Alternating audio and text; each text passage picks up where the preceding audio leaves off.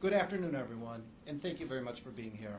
I'm John Kokoris. I'm the First Assistant U.S. Attorney, and I'm very pleased to be joined by ATF Special Agent in Charge Kristen Detinio, Chicago Police Department Superintendent David Brown, and my colleague Jared Jodry. I'm also pleased to announce federal charges today in connection with yesterday's shooting that injured 2 ATF special agents and an ATF task force officer. Eugene McLaurin of Chicago was charged in federal court today with assault on an ATF special agent using a deadly weapon. As alleged in the complaint that was filed today, 2 ATF special agents and an ATF task force officer were working in the early morning on the south side of Chicago yesterday in connection with a covert investigation when they noted that another vehicle was following them. They were able to record the license plate of that other vehicle. When the agents in TFO approached the expressway in their unmarked vehicle, the driver of the other vehicle, with his window down, began firing at them. All 3 officers were injured. Fortunately, they've been treated and none of their injuries are life-threatening. Police were able to locate the vehicle from which the shots were fired, and in a later search, Mr. McLaurin's ID was found in that vehicle. Mr. McLaurin, as described in the complaint, was found at a house near where that vehicle was parked, and he was taken into custody by the Chicago police. And as outlined in the complaint, he acknowledged that he was the driver of the vehicle and that he fired the shots. Mr. McLaurin had his initial appearance this afternoon, and he's been detained in custody. We are deeply grateful for the work that our law enforcement partners do every day, and in particular for the outstanding work by ATF, Chicago Police, Illinois State Police, and others in connection with this shooting. And with that, I'll turn it over to ATF Special Agent in Charge, Kristen Detinio. Thank you. So first, I'd like to thank First Assistant John Kokoris and Superintendent Brown of the Chicago Police Department. The charge announced today is a direct result of the tireless efforts among the men and women of law enforcement in our community. None of us could have done this alone, and we are grateful to the U.S. Attorney's Office for their efforts to quickly charge this case. Let me be clear, we are in the fight against gun violence together. We need the cooperation of our entire community.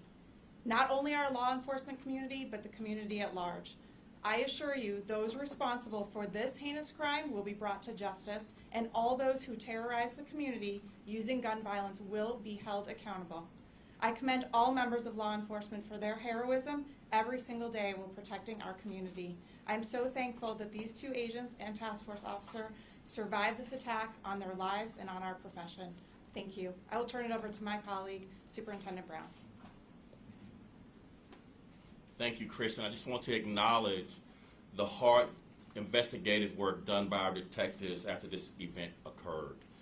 The work on the ground, putting the pieces together, following up, collaborating with our ATF partners along with our U.S. Attorney's Office was extraordinary good work, basic police work that brought this offender to justice. We will not relent in our fight against gun violence, protecting the people of Chicago. And I just want to acknowledge the hard work, the bravery and courage it takes to, in the most challenging time to be a police officer in law enforcement. I just want to thank the dedication it takes to do the work now, and bringing this person to justice is just another example of that great work. Thank you. Can you please explain the charges? Why is there only 1 count at this point when 3 people were hurt? Can you explain that? Sure. The question is, why only 1 count at this time when 3 people were injured? And the reason is that that is a sufficient charge for a criminal complaint to initiate the criminal justice process. The complaint is not the charging document on which a person would stand trial. That would be an indictment, and so the investigation is ongoing, and the fact that there's 1 charge in the complaint does not prevent additional charges later in an indictment. Is that what you're expecting at this point? We won't comment at this time as to what we would be expecting in an indictment, except to say that the investigation is ongoing. Is there another suspect, and if so, can you talk at all about if that was questioned or what the status of that is? The question was, is there another suspect, and can we comment on that person's status? And we're not going to comment on that, on whether there are other suspects at this time. How are the officer and the agents? Can you talk at all about how they're doing? Sure, and I'll turn it over to my colleague, Special Agent in Charge Detinio on that. Sure thing. So all three, the two agents and the Chicago Police Task Force officer, were treated and released from the hospital. Another question? What can you tell us about the undercover investigation that was going on and the use of plainclothes? Or I-team learning that the defendant wasn't aware that these were officers and may have been confused that they were rival gang members? What can you say about that confusion and the battles on the streets and maybe someone mistaking someone else not for officers but fellow criminals? Sure. The question was, what can we talk about with regard to the undercover operation and the possibility that the defendant mistook officers for rival gang members? We won't get into any details about undercover operations, except to say that covert and undercover operations are a very important tool for law enforcement in fighting violent crime in Chicago. We do allege in the complaint that the defendant did state during questioning that he believed that the occupants of the other car were rival gang members, but we won't comment beyond that. Question for Agent Yes. Detinio.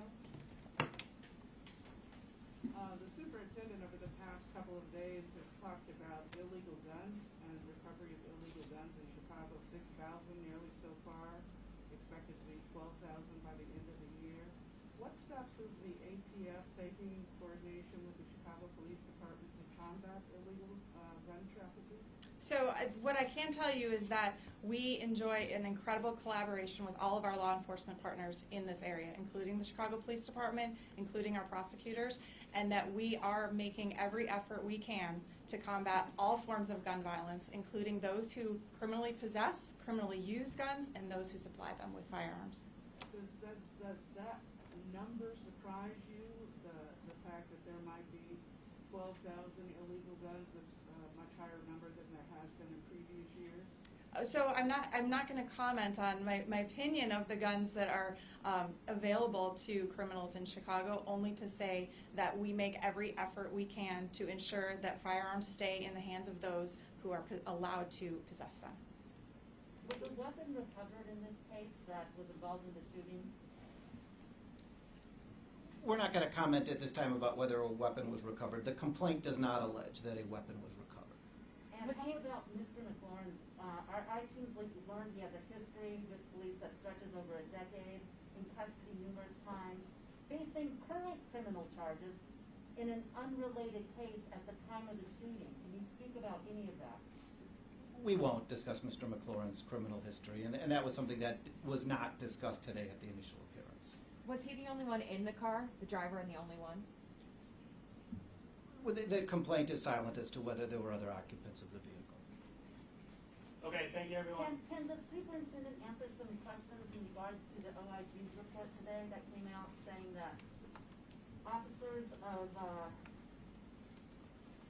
applicants of color, try to get it up, Chicago Police Department's multi-stage hiring process reduces actually the representation of minority candidates from the initial application to the point of hire?